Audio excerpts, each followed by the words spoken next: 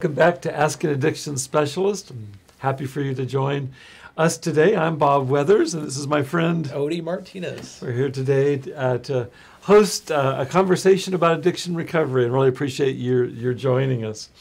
My background's in recovery coaching, and one of my jobs is I work for Beginnings Treatment Center. Each week, right before I come to this podcast, I lead a men's group, and I'm going to be sharing some insights and relevant material from today's group. So it's hot off the press, and really enjoy wherever our conversations go. Odie's been very self-disclosing about his own process around healing, and I'm also pretty much of an open book, and so I think we'll have an adventure today. Just for those of you that weren't able to join us last week, may I recommend that you check out the archives of our podcasts at YouTube or at Beginnings Treatment Centers. You can look under podcasts there that are archived. Our guest last week was Paul Bartlow, and we discussed the 12 steps in detox and early recovery, and he shared from his heart. So it was a really rich conversation. Highly recommend that to you. As for today, I also want to recommend that you join us actively. If you've come in through the Facebook group, Ask an Addiction Specialist, we've got Austin Armstrong, who's our producer, along with Odie Martinez. Austin is here handling tons of responsibilities, including moderating any comments that come in. So as comments or questions arise for you, really invite you to bring those, and Odie and I will do our best to weave those into the presentation today. So thank you again for joining us. Our topic for today is losing ourselves in addiction, finding ourselves in recovery. And so we're gonna start today by my sharing with you some of the interactions that just came up in today's group right before this. I think that they're highly pertinent. And I'll disguise the specifics out of respect to the participants in the group. Just generally what we have is we have a group of men. This is about 15 men that meet on Wednesday afternoons, all of whom by definition are in early recovery, most of them from severe addiction, most often to heroin and other opiates and or methamphetamine. And some are also recovering from alcohol or some combination of those. In the last few weeks, there's a simultaneous group at the treatment center of women that meet in a group, and there's been a defection to where three of the women will come into the men's group, which makes it interesting. We make it a requirement that they come to the men's group, they have to have a man's name. So for example, if it was me and my name was Roberta, then I would have to come into the men's group and be Robert. So it's a really vital, active, engaged, incredibly rich blessing for me each week to engage with this group. And I want to start by sharing something that I hadn't planned to share. I should have known that the group was going to be a particularly sparked, creative group today. I came in and somebody said. I can't remember what the comment was other than, Dr. Bob, you are older than all of us, but you're younger than us at heart, something like that. And I said, well, what do you mean by that I'm older than them is a statistical fact, chronologically. And I said, what do you make of that? Because I typically, I'm curious about things. And they said, you're young at heart. And I said, well, how do you mean that? And they said, well, because you're passionate about what you do, and we see that. And I said, well, how do you think that anybody, whether it's me or anybody else, is able to stay young at heart? And they said, I don't know. You tell us. And so I told them this is exactly what I told them. I said, I love people. I said, I love people. And I said, I know you guys see that. You can tell that I care about you. And that itself is a gift. I really see that as a gift. I feel like that's something that I'm very grateful for. And I feel like I don't think it's the only answer to that question, but it's one of the things that keeps me young inside. Yeah. And then somebody said, well, you're really, really old on the outside, which I kicked his foot. And he said, but you're about 10 years old inside. And I took that as a good thing, and so with that, I love that start for today. And the group proved this out because sometimes what I'll do is I always bring in material. In fact, I brought in material today to present, but I'll say, is there something that's really burning for somebody to talk about? Mm-hmm. And one individual, the man, in fact, who had made the comment about being young at heart, he brought up a topic. And then there was a man in the group, somebody who I have a lot of respect for, said that he said, I'm really stressed out and I'm really worried about relapse. Mm-hmm. And there's a fair bit of teasing that goes on in the group, and there was a way that he languaged this is I needed to know if he was being sincere or if he was just teasing. Probably doesn't sound like a funny topic, but things can be said sometimes where they're meant really more tongue-in-cheek. And it was clear in his response that he was absolutely sincere. So I said, let's hold off on the first topic and let's address this because this has highest priority. Mm-hmm. And so what I asked the group, I said, what's the number one trigger for relapse? And at this point, the group knows, because we've discussed this so many times, they say stress. Stress is the number one trigger for relapse. And so we have one individual in group right now who's courageous enough to bring his vulnerability, being so stressed out right now, bring his vulnerability in here, and let's do what we can do in this 1 hour to support him.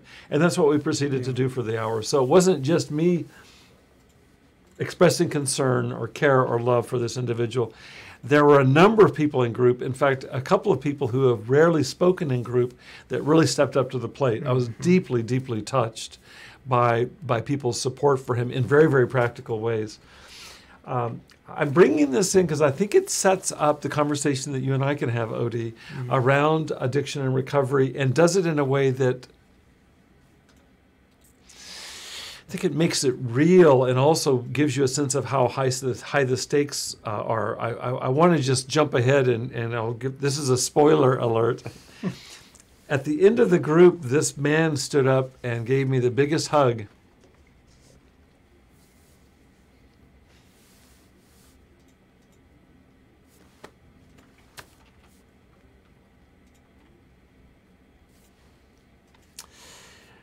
It really worked. Yeah. Thanks. Mm-hmm.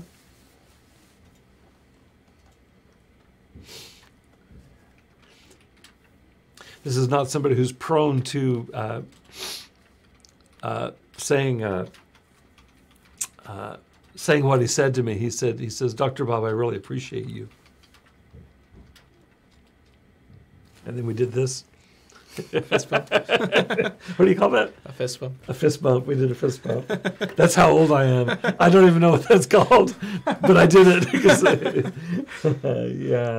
Yeah. What I want to talk about is how it is that we lose ourselves in addiction, and that stress oftentimes is the portal into our losing ourselves. Mm-hmm. The way that goes in the brain, I'm just going to talk from what I know by heart right now, is that stress basically has an impact on the brain such that the front part of our brain, the forebrain, which is involved in impulse control, long-term judgment, making good decisions, right and wrong, connection to other people, compassion, communication, a whole host of things.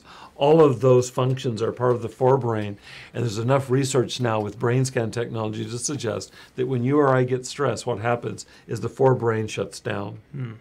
And so what you're left with is the midbrain, which is the emotional center of the brain, also happens to be the reward center of the brain, right, which makes us very vulnerable to old habits of what do I do to feel better when I'm under stress, and hence enter addiction. Mm-hmm. And as you and I have talked, and I really appreciated this, Odie, about our conversations over time, we can talk about substance addiction, and most of my work is in dealing with alcohol and other drugs that people are addicted to. But if we open this up to look at behavioral addictions, then as you and I have talked about, it includes all of us. Yeah. The research that I've cited here before that said that 90% of American adults will endorse having at least one behavioral addiction currently. Yeah. And so whether it's sex addiction, gambling addiction, shopping, eating, we can go down the list, internet, there's a whole, or some interaction of all of those. There's a whole host of addictions that we can be addicted to. And one way to understand this in a very human and I think a very compassionate way is that when I get stressed or you get stressed, and this part of our brain that knows better than to go down that rabbit hole goes dark, when it gets shut down, then we're left with a very strong craving to self-medicate, to numb out that feeling of stress. And for the people I'm working with, it's heroin and methamphetamine. For another population, it might be gambling. It doesn't really matter. For some people, it's working too much. There's all kinds of ways that we can quell that. And what's in common, the way that we talk about addiction in the groups, is addiction is where I cannot stop something that I know is going to be self-destructive. Yeah. I know it's going to have consequences, and I cannot stop it. And so under stress, the part of us that is the brakes, the part of me that says stop, it goes offline. All I'm left with is the accelerator, and the midbrain is the accelerator. And once that gets going, it's all over but the shouting. And what's admirable about this gentleman today, and he knows that I meant it, and the other group members picked up on this too, I say it takes tremendous courage when you're beginning to feel that accelerator going on and you're stressed out. It takes tremendous courage to reach out to somebody else. And I said, we talk in the group all the time about how it is that we share brains. Yeah. Odie, you and I share brains. And so how you're doing affects me and vice versa. So if I'm this guy, and I often am this guy, stressed out, and I come to you and you're not, I get to benefit from your calm, and you will help provide peace for me by virtue of your presence. And the group did this today for this gentleman. It was amazing to see people reach out to him. And by the end of the group, that's why my eyes fill up with tears, and I'll do it again, is it's so moving to see somebody transform and have people in the group, not me. This wasn't Dr. Bob, the therapist. This was other people in the group going, wow, that's amazing. You look so much different now. You're talking so much different. Within an hour, the transformation from being stressed out right on the brink to being enveloped by a loving community and finding strength and resource in this shared brain. We actually talked about shared heart, was really extraordinary to see. Deep breath. What I want to do is I want to talk a little bit into this example as an example that would apply to you and me, Odie, and anybody else. And it just happens to be this gentleman. And I am going to disguise the specifics out of respect, so this won't be specifically about him, but it's very much inspired by him. And today's presentation is very much in honor of him.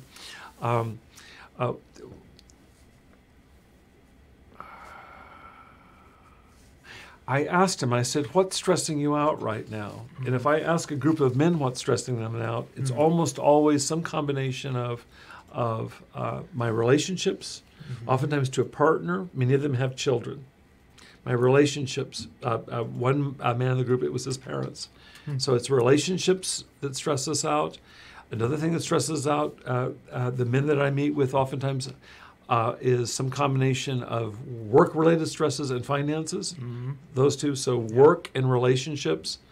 And then oftentimes what enters in, and it was part of the conversation today, is that for people that have gotten in trouble with alcohol or other drugs, oftentimes there's a legal component where they have interaction with the criminal justice system around consequences. The 12-step program calls it wreckage from the past. There are things I've done in my past as a function of active addiction that I'm going to have to pay for, and what I'm trying to do is make it through that without relapsing. Because we just said these are stressors, and stress is the number one trigger for relapse. So how do I navigate this wreckage from the past without falling back into the addiction? So all of this was on the table today as we were discussing it.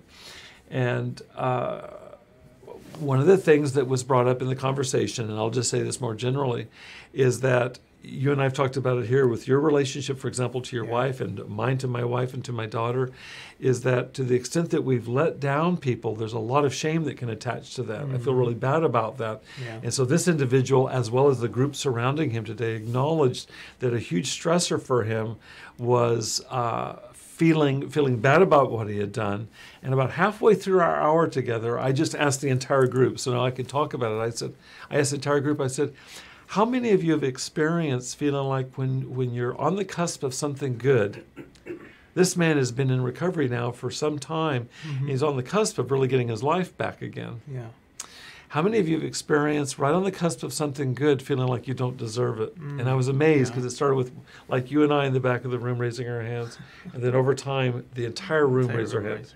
Everyone in the room raised their hand. Everyone, and I was surprised by that. Everyone in the room could identify with the fact that there's some part of them, not the biggest part necessarily. In fact, one person labeled this the devil. The devil will convince me that I'm not worth it.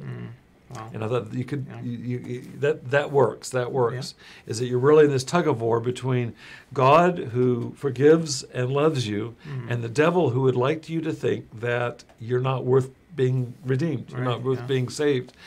And this individual who was talking today said that part of the drive to relapse is that he doesn't deserve the benefits that will come with sustained sobriety in relationship to family, with the future of a possible job, getting his life back, even working through the court system, is that he can probably move through the court system owing to the sincerity of his recovery program and the progress he's made, but not if he shoots himself in his own foot. And it's that part of us that we shoot ourselves in our own foot that's curious to me. Do you have a comment to make about this? Yeah, I'm thinking of questions as you keep on bringing up these good points, and that's one of the questions that came up is, from your experiences, do you find that not only, I guess, in the recovery realm, but also maybe in a interpersonal realm, maybe like success through the work or whatever a person has set before them, like a goal, just in general, have you found that through your experience that thought of that they don't deserve it is, if not the number one thing, or maybe plays a big role of why they don't maybe stick to their sobriety or succeed? And let me see if I'm getting this. I think I get the core of your question. You're asking, does this apply beyond just addiction? Yes. Yeah, absolutely. Thank you. Absolutely. No, absolutely. Yeah. If you think about this, and we'll talk about this some more as we kind of progress forward today, is that let me share with you a conversation I had yesterday. This is in another group that I led, and we were talking about this. And this is another group of men that some of them weren't aware of this or hadn't thought of it this way. And so I'm going to assume that, let's just kind of adopt a beginner's mind here and just introduce this to talk about this, is that if you and I grow up, for example, in an unstable environment, and let's just say, for instance, that we have parents that are not accessible or worse. So they're either not accessible in terms of providing emotional connection and sustenance and support, or worse, in terms of being invasive, possibly abusive, or the extremes of abandonment and neglect and so on. And when I'm talking to a group of men like this that are in recovery, the statistics are pretty compelling, is that it's almost 100% correlation between what psychology calls adverse childhood experiences, like what I just said, and proneness to addiction. Which is not to say that everybody that's had difficult backgrounds becomes addicted, but if you look at a population of people that have become addicted, virtually 100% will come from statistically elevated levels of stress growing up. Okay. So when I'm speaking to a group, I can just assume that's the case. I'll talk about it this way, and most often in a group of any size, there'll be one person that raises their hand and says, in fact, I can think of a woman 2 weeks ago that raised her hand and said, I grew up in a really supportive environment. There's lots of ways we can become addicted besides a difficult background. For example, our peers. You know, in junior high school and high school, you could come from a great background, end up with the wrong set of peers, and the next thing you know, in terms of modeling and wanting to fit in, using to fit in. So I don't want to reduce addiction down to any single cause, including psychological cause, but there is a high correlation then between this kind of stress and addiction. So let's go back to this example then, and I'll get to your question. If I grew up in an environment where mother and father are inaccessible and or abusive for their own reasons and so on, that there's rarely a child up to a certain age, typically adolescents, that will look at that parent and go, you're really not doing a great job. In fact, that child, and you know where this goes, that child will internalize that and feel like there's something wrong with them. So we talked into the logic of that yesterday in the group, and the logic of it is this, is that if I'm that child, I can ill afford to have my parents not adequate. If they're not adequate to the task, for me to actually hold that inside is too scary of a feeling. It's too disorganizing emotionally for that child. The child needs to hold up the parents in an ideal form, but that only leaves one alternative then. Then there's something wrong with me. In other words, if I was a better boy or a better girl, then mom and dad would love me like I believe that I need. And my whole organism is crying out for love. It's not getting that. But rather than blaming them, up to a certain age, most children will blame themselves. Now, if that's the case, and I do believe it's the case developmentally, then you can see the template or the blueprint getting laid down. And it gets laid down really early. Sometimes it's laid down before we even have words in the first 2 or 3 years of life, where you're just basically developing a self. And none of us have memories back to that. So you can think about it. You've got these unconscious blueprints. Later on today, I'm going to talk about shame as an example of that, feeling bad about myself as the unthought known. And what that means is I can't think about it because I can't remember it, but I know it. Does that make sense? Yeah. I can know something, like when you're ashamed by something you've done. And I do too. I'll feel awful inside, but I can't always track down. In fact, it's a pretty good chance I can't track down where this is coming from. I just feel like caca. And that caca feeling is the known. Part of what makes it caca is that I can't think about it. Caca would be the technical term for this. Sorry. It's extremely technical. I've got to use some humor in this conversation. So anyway, if the blueprint that gets laid down, this is why it doesn't apply just to addiction. Yeah. The blueprint is that vulnerability, if that is my blueprint, is that there's something wrong with me and I grow up with that, then here's the crazy part, Odie, is that it will be counterintuitive when I encounter success. Because if I'm broken, how can I be given success? And there are exceptions to this, but oftentimes how that will go is that we'll actually sabotage the success because it's dissonant with the blueprint. The blueprint predicts failure. What's this with success? And so we'll, just to be consistent with ourselves, we'll shoot ourselves in our own foot. And typically, like with the unthought caca, with the unthought known, we won't have any idea why we do it. Yeah. It happens all the time in addiction. People will be right on the cusp of graduating from a program and relapse. Wow, yeah. People will be right on the cusp of getting a new job, getting out of rehab, get a new job, and they're right ready to get going, and then they'll relapse right before that. And so it comes in all the time. But not just an addiction, and you know this in your own life, addicted or not, there are ways that we'll sabotage ourselves. It's unconscious. It's the unthought part of it. And one way of understanding is that these blueprints, which are hard to grasp a hold of, they're transparent, they have massive impact on our behavior. Does that make sense? Yeah, that reminds me of something that I heard a few years back. Tony Robbins said this. Yeah. That it's like what you're talking about. It's like a thermostat, I think he said, or something like that. You set it at a certain temperature, and then if it starts getting, for example, if it starts getting too hot, then it'll reset back That's a brilliant image. That's a brilliant image. To the original temperature. It has a certain much. Bandwidth, and if it gets too hot or too cold, it'll adjust to that. That's a pretty beautiful image. Thank you, Tony Robbins. Yeah, that's thank great. you, Tony Robbins. What do you call that thing on a car that adjusts the speed? The cruise control? Yeah, thank you. You're welcome. That's an age thing. Okay. It's one of these newfangled gadgets of these young whippersnappers.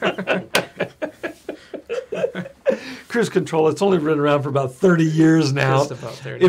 That's the image that popped in my mind, how cruise control will just keep riveting back and forth. And I think the thermostat image really conveys that. So if you think about it, we have a bandwidth for comfort. In fact, next week we have a guest. By the way, thank you, Angela, for your very kind comment right now. Fully received. Really appreciate that. Angela says, it's wonderful to hear and see you model such compassion for people in early recovery. I can hardly read what you wrote without tearing up again, so thank you. I really appreciate that. Angela's coming on as a guest next week, and I'm going to announce this in more detail. But one of the things that you're going to be talking about, Angela, that would be directly relevant to what Odie's bringing up is the window of tolerance. Is that we have a window of how much I can tolerate, and anything outside of that moves me into stress, moves me into a place of intolerance. And at least with what we're talking about, we'll do whatever we can to adjust that. And the crazy part is that most of us are not aware of our window of tolerance. Right. Yeah. You know, it's like, why would I shoot myself in my own foot when I'm on the cusp of success? Well, because you're outside that thermostat window that Tony Robbins talks about, or outside that newfangled gadget thing. What's it called? Cruise control. The way that works. Yeah. So here's the logic of it. I should say here's the illogic of it. And I'm going to use that word illogic with I-L-L, ill. Logic. So we're going to use it that way too, because it's an ill-making logic, is that shame or the devil rewards me for giving up myself, of not attaining my goals. And in the context of today's conversation, shame rewards me for losing myself. In the group that I led before this, here's a young man who has vast potential. I mean, there are people in the group saying, you are so intelligent, you have so much motivation, you're so loving. All of that's true. And he's contemplating, seriously contemplating, the possibility of a relapse, Yeah. which would take all that away. And people were very direct about that too. One of the things that I love about working in recovery is people, they realize the risk involved is that relapse is the court death. And so there's no holds barred in terms of if you do that, you risk killing yourself and you risk losing all of this. So shame will reward me for losing myself even to the extreme of dying. Yeah. The flip side of this ill logic is that shame will withdraw from me. It will withdraw support from me when I'm actually moving toward, let's see if I can explain this. The closer I get, this is back to the Tony Robbins image, the closer I get to success, the warmer it gets. Then there's something inside that clicks back and moves me into my false self. My true self, the part of me that, like with this client, that has all of this potential, as I move towards that, it's almost too hot to handle. The old template pulls me back in. And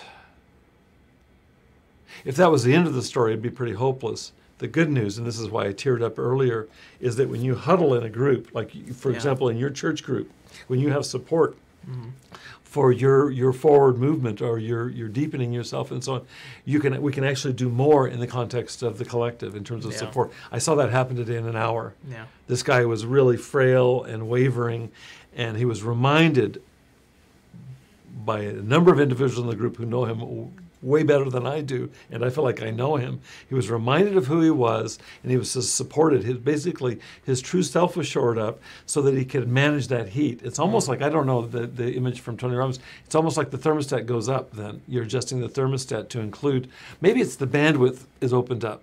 It's like you can tolerate more range in terms of temperature. It doesn't have to just be that narrow range.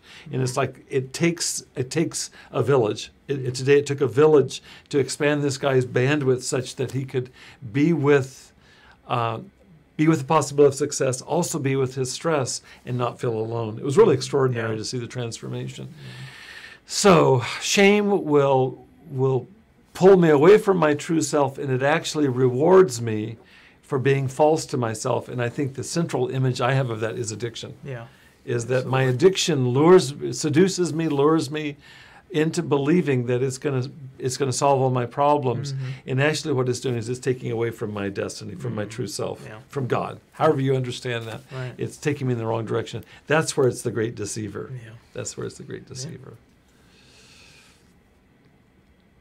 We've talked about this here before, that even in active addiction, most of the individuals I work with who have been in severe addiction, most of them can even identify that there's some still small voice that represents their true self. Right. You and I have talked about this before. Even amidst your active behavioral addiction, even amidst my active substance addiction, there was some part of me that knew this was wrong.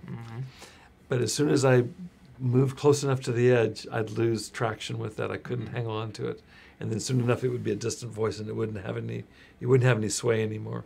So what this guy did today is he's saying, I've got a still small voice that's scared to death that I'm going to relapse, and I need your guys' help.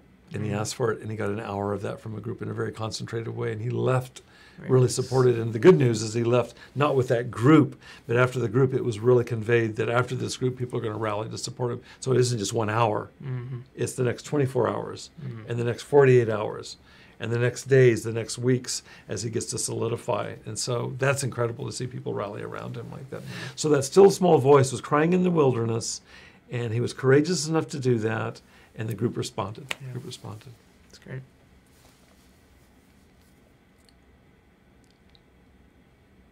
It was about 3/4 of the way through the group where Doubting Thomas came in. And he began to express his doubts again. It was almost like you could feel a wall come up. And I think it's related to what we're talking about. He's starting to feel good again. Have you ever felt good and then feel like the other shoe's going to drop? Or like, what's that saying we say? Oh, I better not say too much because I might jinx it. Yeah. I almost had that sense with him. He was feeling good and he was afraid of jinxing it. So out began to come the negativity again. And my view of that from a psychological perspective is that shame will take that voice and squash it.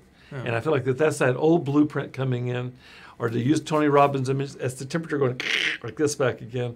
And what I did is I intervened very forcibly just by interrupting him.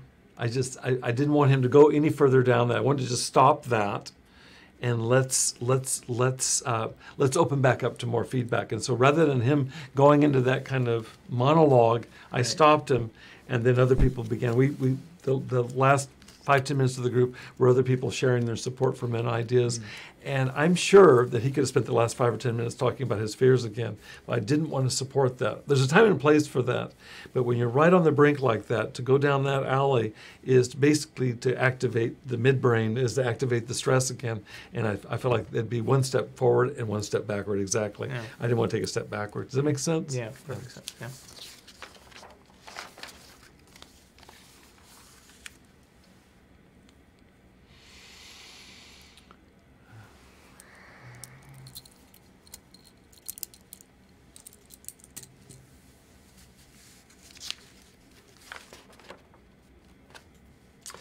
I think I've covered so much of what is in today's PowerPoint in our conversation. I don't really feel like going through it. I have a thought here. If somebody would like today's PowerPoint, I'm happy to send it to you. If you email me, I'll give you my email address later. I feel like that we've talked about it, but more in a circular way than a linear way, and I think I want to stick with that today. Okay. What I'd like to do is move towards an exercise.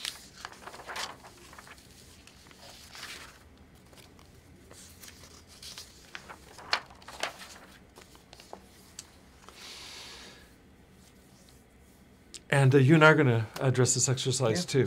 I'd like to move towards an exercise. I'm sincere about that. The PowerPoint today has been around this topic of how it is that we lose traction with ourselves.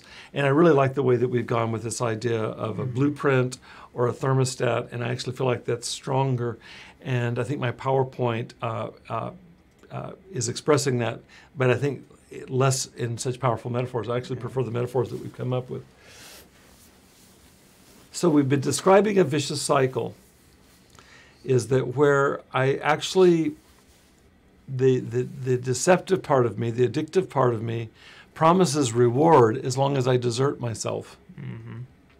So if I make a deal with the devil, I'll give away my soul and you'll make me feel better. And that would be to relapse to addiction in this case. Mm-hmm. And that's part of the vicious cycle. The other part of the vicious cycle is that I abandon myself when I'm closest to my truth. And so if we talk about success, whether it's in the context of addiction or just in life, if there's some part of us that is not comfortable with being true to ourselves, with standing up for ourselves, with being successful, then we'll do all kinds of things to abandon ourselves. And that's why I've been calling shooting ourselves in our own foot. And so that vicious cycle can trap us kind of coming and going. It rewards me for abandoning myself, and it actually abandons me for rewarding myself or being true to myself. There's a comment up here. Let me read the comment. What do you suggest we do then when the shame comes up? If we don't follow the impulse to use, what do we do instead? Let me pause for just a second. Those are great questions.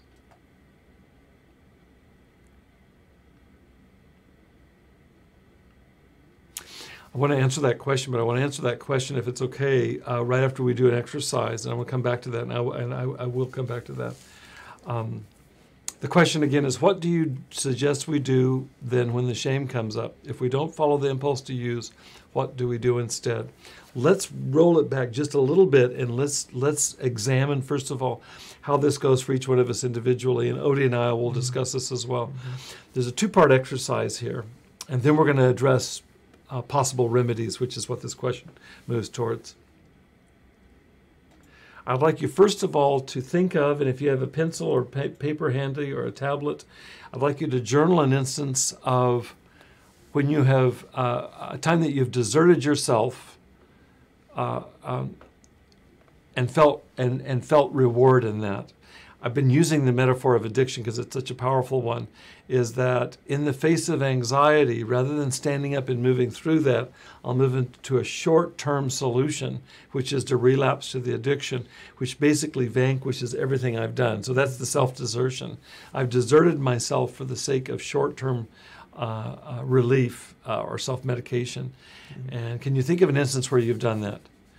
Where you've had an opportunity to take a step forward And instead what you did is you took a step backward. Let's think about that for just a second.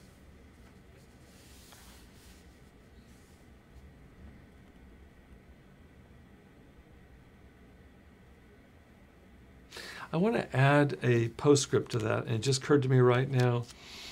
We learn so many things early on in our lives in relationship, and if it helps you with this, it just helped me to clarify for myself, because I don't feel like my wording of it is the clearest right now.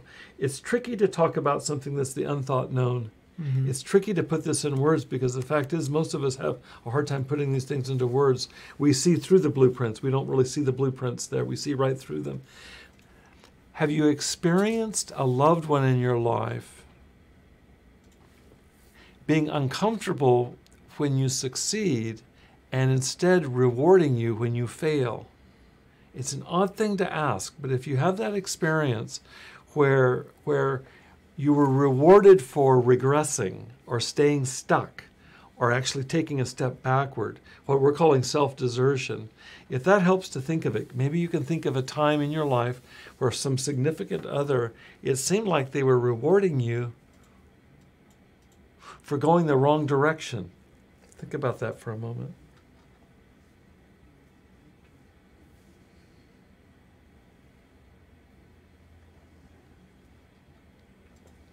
To put it in the language of our earlier example from today's group, have you experienced being so shamed at some point in your life where you felt like you didn't deserve anything good? You didn't deserve anything good. So you just kind of have to make ends meet. And in the context of addiction, so we'll just go get high. I don't deserve anything good. I don't deserve to have this job. I don't deserve to have this relationship. So I'll just go get loaded or engage with whatever the addiction is.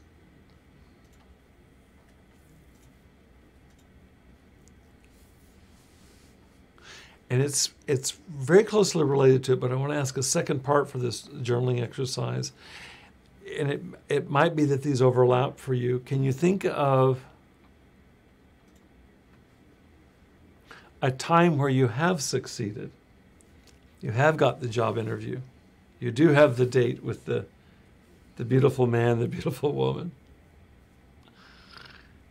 And that you've abandoned yourself amidst that. So this time, in other words, in the presence of success, maybe it's a time that you've made a stand for something important to yourself, stood up for yourself, and had that followed by a sense of inner abandonment.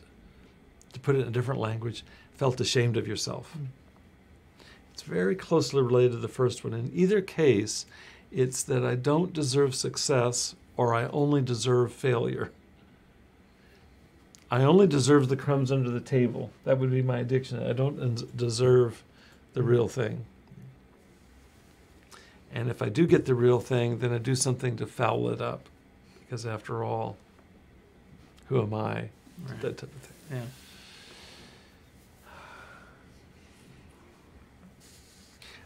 We've been talking about this idea of the unthought known. I find it really challenging to get to this. And I found it challenging not only with myself, but clinically when I'm working with clients over all the years, is that this will be something that really affects us. And you can feel it immediately when you're caught in this kind of shame vortex. And it's extremely hard to put words to it.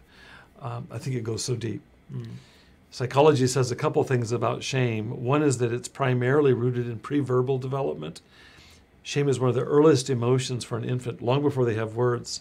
Interestingly, guilt, the feeling like I've done something wrong, versus shame, which is the feeling that I am defective.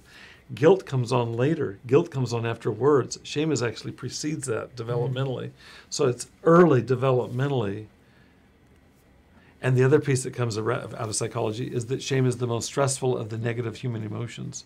More stressful than guilt, more stressful than anger, more stressful than fear is shame. And so there's something about that combination, something very early and very powerful that renders it almost without words. So maybe you'll just do hand signals. do you want to try to? Would you be willing to take a stab at this and share what came to your mind? And I'm happy to share mine too, or I'm willing to share mine. I don't know that I'm happy to share it ever. Yeah, there was two instances that came to mind that aren't in the context of addiction. Don't have to be. I think Okay. I really want to open it up just the way that Okay. you did, Odie. I'm perfectly fine with that. I think it applies for all of us, So addicted or not. Okay, there's this one instance that I remember, like a year or two, moving here to California. I was starting school for music production, Yeah. and so with the degree that I was getting, you had the opportunity to do an internship, Mhm. pretty much, just to gain experience and credits. And I remember submitting an application for, I think it was either Warner Bros. Or Universal, like a big name. And I was like, well, it doesn't hurt to try. So I submitted it thinking nothing of it. And I think it was like a week later, I received a call from somebody saying, hey, so we saw that you're in this school, and are you available to, what do your hours look like, pretty much, to come in for the internship. But at the time, I was working full time, and so there wasn't like that opportunity. So I hesitated when she asked me that question. I'm like, well, my hours are sporadic, but I'll make sure I can make something work. But the way that I came off, it sounded like, I'm gonna guess, it sounded like I wasn't too reliable. Okay. So I never heard back from him. So just thinking about that, like, thinking about it now, I should have been like, yes, I'm available. Doesn't matter what happens. Because that could have probably changed the trajectory of it's whatever amazing. was happening at the moment. Reminds me of that movie Sliding Doors, where one door slides open and another door slides closed, and it's like your life just kind of hinges on some of these moments. Yeah. Can I ask you another question, and you can answer Absolutely, or not?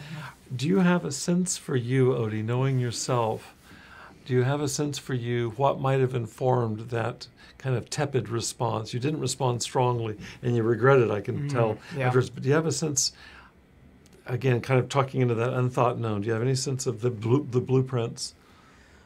I think it was, I answered it in like the frame of fear. Okay. A fear of the unknown, a fear of like, well, what if I do say this and then I end up just focusing 100% on this opportunity? Yes. But that means that there's no income coming in. Okay. So at the moment too, like financially things were a little rocky as well. So just having a full-time job was like awesome. So I think the blueprint on that would just be like maybe also scarcity, like the mentality of scarcity. I feel like I had that growing up as well. Okay. You know? So Does that make sense? it's interesting how it goes. Let's stick with scarcity for a second. Yeah. It's interesting how it goes because most often there's an external hook for whatever the worry is. And in this case, you've got a full-time job, and this job is an internship. You probably won't get paid, at least at the start of it. And so you could just say, okay, I didn't do it because of that.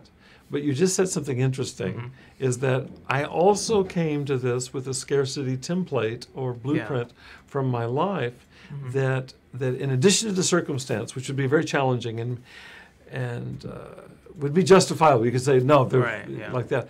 But there's regret, and maybe part of the regret is there any other way I could have constructed that other than this old scarcity blueprint? And I'll have to leave that for you to respond to because I'm not here to know. I don't know. Right. Does it make sense, though, that there could be like another layer in there, which would be the template, the lens through which I'm seeing this also affects my decision. It wasn't just the fact that it didn't pay. That sucked. Right, yeah. Everyone would get that. But also, is it possible that somebody who came with a different template might have responded differently and somehow? Do you have a sense of that? No, absolutely, yeah. I think if my mindset was a lot different then, like instead of thinking of scarcity, I think also having a sense of confidence that, okay, you know what, I don't know what's going to happen, but whatever. It's a huge opportunity, so we'll see what happens. That's a perfect example. Makes sense. I think, I think with having that mentality would have probably the outcome may have been different, but obviously, Yeah. This is a wonderful example. Thank Yeah. you. And I love the fact that there's not a person watching or listening today that can't relate to this in some way or another. This is perfect because it opens up the aperture from just looking at addiction in a focused way to looking more largely at how all of us are wired, and every one of us has some version of what you're calling your scarcity template. If it's not scarcity, then it's another way of organizing information. Right. And I love your honesty in being able to look at that. And it's a tricky thing because you have to look at it stereoscopically. Because one lens would say it's a bona fide worry because there's no money involved, and as I said, that's the obvious concrete reality. Right. And sometimes that dictates no matter what. It doesn't matter how confident I feel; it's a bad decision. Right.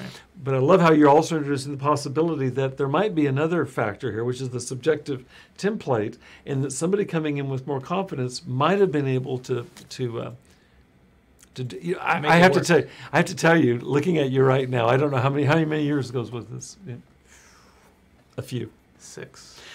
I'm just curious right now. This is a guess, but I bet at 6 years later that you might have a different response. It might come even to the same decision, but my guess is you'd have a slightly different response right now. But let me ask you. Yeah. No. Absolutely. Yeah. I've had other opportunities come up, not necessarily huge, but where. Like, for example, I do some freelance work on the side. And so that's difficult in itself because, negotiation goes behind it. And then you have to kind of decide your own hours and just be reliable for it. So as before, like we're talking now, I think if I was still in the same mindset, there's no chance I would have been doing what I'm doing now. Yeah, that's great. So the objective reality is what it is, but the subjective template, that changes over time. It has in your case, and it gives you more options now. I just thought of a crazy thing as you were talking. It's our sitting right here. Yeah. Because when you sit with me, it's without a net. We don't have a net here. You never know where this is going to go. Like you didn't come in today thinking, I can't wait to tell Bob this story, right? Yeah, exactly. And so it's even doing that. And there'd be a time in your life and in my life where there's no way in heck that I would volunteer to do this. Yeah, that's true. You're going to take away the net? Yeah. Bye! So, I so appreciate your sharing that. I don't think my example is a lesser example, and I think I'd like to just leave that example stand as it is, if that's okay with you. I just think it's a perfect example of how it is that we're not disacknowledging the external reality, but we're just suggesting that these unthought known templates have a lot of impact, and if we can work on those, now we get back to answering the question. What do you suggest we do when shame comes up? I'm going to suggest it just in light of what just happened with Odie, is that we start by trying to name what's going on. Is that shame would like to slip in under the wire and not be named. And so when we name it, half the battle is just like, what's this shame about? You just did a great job of it. It's like what you summarize as a scarcity blueprint. It's like giving that a name. Now it's something that we can work with. If it doesn't have a name, then it's just basically... It's looking at external reality is the only thing. There's no money, it's done. Not realizing that there's a lens through which we're seeing that no money job, that in a place of more confidence is like, no money job, that's true. But is there a way that I can, and the way that you talked about freelancing is, okay, there's a way for me to work this maybe, let's go for it. And it took 6 years of development to do that. So I think the first thing is to name it. I think another piece that's implied in what we're doing is we're talking about it. And so if it happened today, hey, Bob, I got this offer from Warner Brothers or Universal for this thing. It doesn't pay money. Just putting it in the field means you're not holding it alone. Yeah. We can have a conversation about it. No matter where it goes, you're not alone with it. It's much harder to go into shame, which wants to stay unknown, and then isolate, which shame also wants to isolate us. Yeah. I'm giving a personality to shame that I don't think it really has a personality. And if we call it the devil, we call it the devil advisedly. But you get what I'm saying. It's a very powerful force in the psyche. Yeah. And shame, because it's a midbrain phenomenon, it happens, it's related to the amygdala in the midbrain. It's by definition isolating. It's not interpersonally. The frontal cortex, which connects us with each other, is shut off in stress.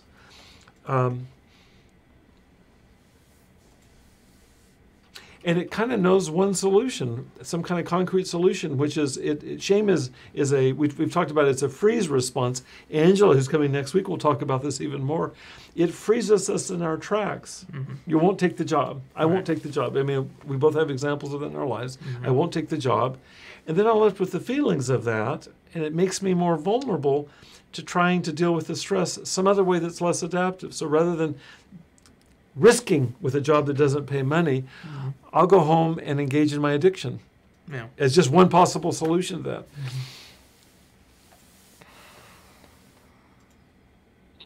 And so there's two or three things implied here. The question is, what do you do with this, with shame when it comes up, and how do you resist the impulse to use? I think one thing that we do is that we try to get as clear as we can and name the shame, and we can do that best, I think, in relationship to other people. Yeah. I think we reach out to other people for one thing, and I think there's a third piece floating around. Let me see if I can get this.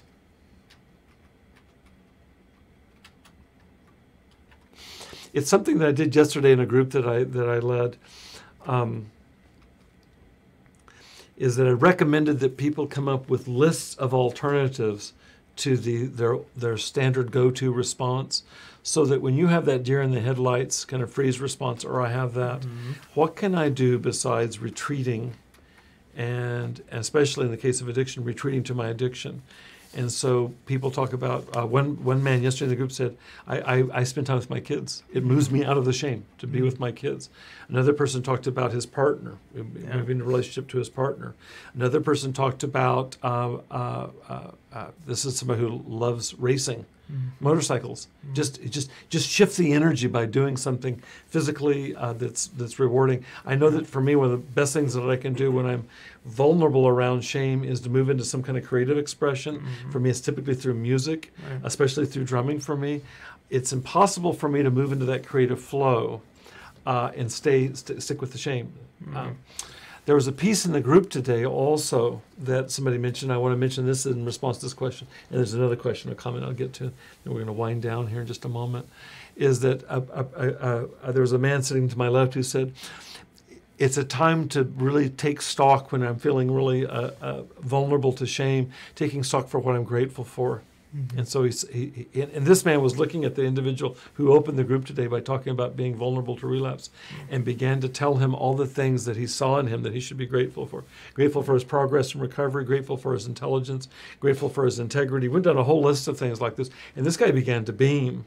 And you could just see whatever that dark cloud was that was over him began to lift as he was receiving this. And so whether it's receiving it from another person, like with this example, or with ourselves, practicing an open heart of gratitude. Gosh, I don't have much money right now, but it's really cool that Warner Brothers reached out to me. That feels really good. Yeah. And start from that premise and see where that leads.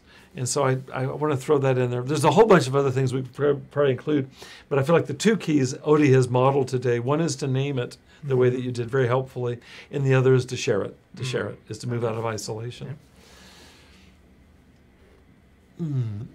There's a question that somebody's asked specifically about Suboxone and opioid addiction, and I would love to answer that, but I don't want to go there right now because I want to wrap up our conversation today.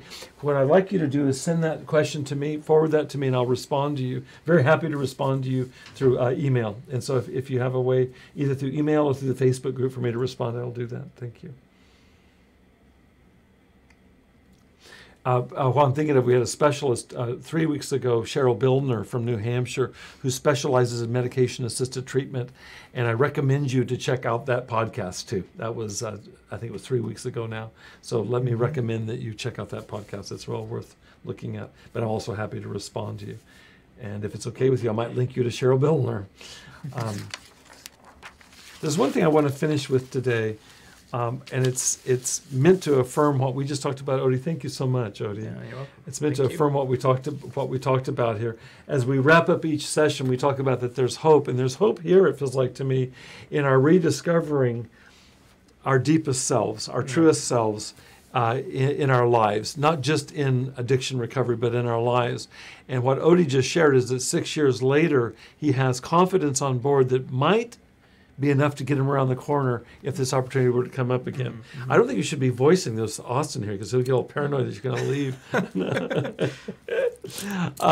No, I feel like that there's hope for all of us if we can begin to identify that which is so slippery and unknown.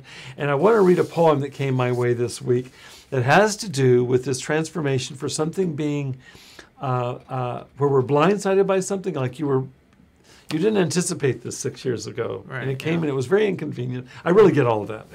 And you might not decide differently today, but you'd have different options available to you if you did decide differently today. The decision would have a richer context, for sure, for you. And I would say the very same thing for me. So here's a poem about going through different stages. And I'd like you, in the context of our conversation here about addiction recovery, I'd like you to think about this in terms of your recovery, if you're in recovery, or if a loved one's in recovery, for sure. And if defining this in terms of addiction is too narrow for you, I'd like to adopt Odie's definition, which is to open this up and just look at how does what I'm going to share with you resonate for you in your life. Okay, so we'll finish with this today. Okay. I'll read this and then I'll finish because I have a special announcement about next week's podcast. This is by Portia Nelson, Portia, Portia Nelson, and you can find this at her website, www.becomingwhoyouare.net. The poem is simple and it's short. The title is Autobiography in 5 Short Chapters. See if you can relate to these 5 chapters. I'm going to read each one of them. No, Odie and I are going to trade off. I'll read the first chapter, you read the second chapter, okay? That's good. And back up. The chapter 1, I walk down the street. There is a deep hole in the sidewalk. I fall in. I am lost. I am helpless. It isn't my fault. It takes me forever to find a way out. Chapter 2, I walk down the same street. There is a deep hole in the sidewalk. I pretend I don't see it. I fall in again. I can't believe I am in the same place, but it isn't my fault. It still takes a long time to get out. Okay, that's chapter 2. Thank you, Odie. Chapter 3. I walk down the same street. This is getting old now, right? I walk down the same street. There's a deep hole in the sidewalk. Surprise, surprise. I see it is there. I still fall in. It's a habit. My eyes are open. I know where I am. It is my fault. I get out immediately. Chapter 4. I walk down the same street. There's a deep hole in the sidewalk. I walk around it. That's great. Chapter 5. I walk down another street. That's good. I think we're talking about a process of healing where we start off with so little traction, so little leverage, and then we develop more and more options. And I think your story that you shared with us is a beautiful example of that, where we begin to realize, we have the option of walking down a different street. To use Tony Robbins, we have a chance to open up the temperature range. To use the example of a blueprint, I can actually translate my life to a new blueprint over time. Yeah. I think that's what you're talking about in terms of confidence, and I think that applies to any of us. Yeah. And I think that's really what happened today, is that the gentleman that came into the group was talking out of an old blueprint, and he was feeling really sunk. He was almost feeling strangled by the old blueprint. And by the end of the group, there had been enough kind of reorganization and a reminding him of the new blueprint that he was embodying it himself. Yeah. And that was his coming up. What do you call that? Fist bump. That was his coming up and giving me a fist bump at the end. That was affirmation of that the old blueprint was in the past, and that he'd been reminded of who he really is, and that's the new blueprint. Yeah. And that's where our hope is, to be reminded of who we really are. I am delighted to be announcing that one of our steadfast members here for the last year in our Facebook group of Ask an Addiction Specialist, Angela McLeod, is going to be coming down and joining us here in the studio. Angela's coming down with her husband from Washington. And she'll be with us next week in the studio here. I'm beside myself with joy. And really, she'll be talking about, at least in some significant measure, what we were talking about today in terms of the bandwidth. Angela will go deeply into looking at nervous system regulation and specifically the window of tolerance, and just in terms of how it is that we can feel okay, in balance, or regulated within a certain bandwidth. And when we go outside of that window, then there's trouble. So she's going to be talking about what we can do to widen that window as well as stay centered in that window. She'll be introducing an ancient Chinese practice, Qigong practice, which is an embodied practice, and it'll be very fun because she'll be here sitting next to me, and we'll be here in our studio, and she's going to be at least inviting in some physical behaviors that will help open up that window of tolerance, and she'll be routing or tying all of this into the subject of our entire podcast series, which is addiction recovery. So Angela, we can't wait for you to join us. We're really looking forward to that. If there are any final questions today for Odie, for myself, be sure to send them in to Austin, care of the Facebook group, and I'll get to those, including the last question that was asked. You can also write me at my email address at my website, which is drbobweathers.com. So I'm very, very happy to respond to you. I want to thank all of you for joining us today. Thanks for being faithful and supporting us. We really are a village here, aren't we? Yep. Thank you. Thanks, Odie. Appreciate it. Thank you. Thank you, Austin. Thank you, Beginnings Treatment Center and Therapy Cable. You all come back next week and catch Angela McLeod. Thank you.